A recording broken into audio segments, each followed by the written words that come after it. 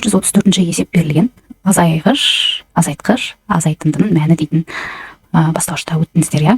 Мұнда азайғыш ең үлкен сан ретінде қарастырамыз. Осы жерден біз x-ті табуымыз керекпіз ғой. X-ті табу үшін азайғыштан азайтындының мәнін азайтуымыз керек. Так, ол қалай? Егер осында есеп беріліп тұр, иә.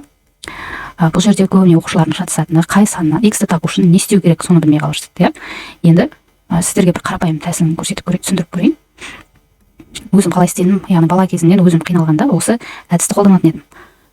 Мысалы, 10-нан кез келген бір санды алыңыз, қарапайым өзіңізге түсінікті болатындай міндетті түрде 10 болуы міндетті емес, өздеріңіз ойдан аласыздар. Мысалы, 10-нан 2-ні азайтсақ 8 шығады, иә. Мына 10 деген 16-дан 9-ның орнында тұр, 2 дегеніміз x-дің орнында деп қараңыздар, 2 деген 1-дің орнында 8 тұр деп қараймыз. Бізге енді мына x деген ол белгісіз сан. Біз теңдеудің мақсаты сол x-ті табу, x-дің орнында қандай сан тұрғанда, мына 2-ден 1 шығады деп сұрап тұр ғой. Мына x бізде мысалға айталық 2 болып тұр да, мына жерде. Бізге бірақ ол белгісіз. Осы 2-ні табу үшін біз не істейміз? Мына 10 мен 8-ді пайдаланатын болсақ, яғни біз 10-нан 8-ді азайтады екенбіз ғой, сонда 2 шығады.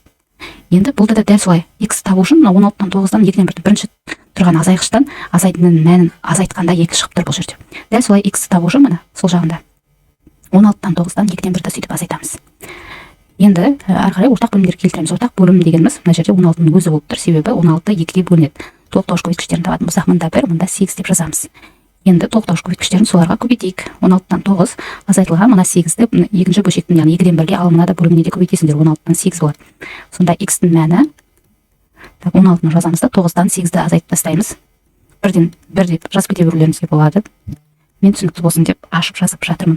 Сонда x-тің мәні 16-дан 1 шығады екен.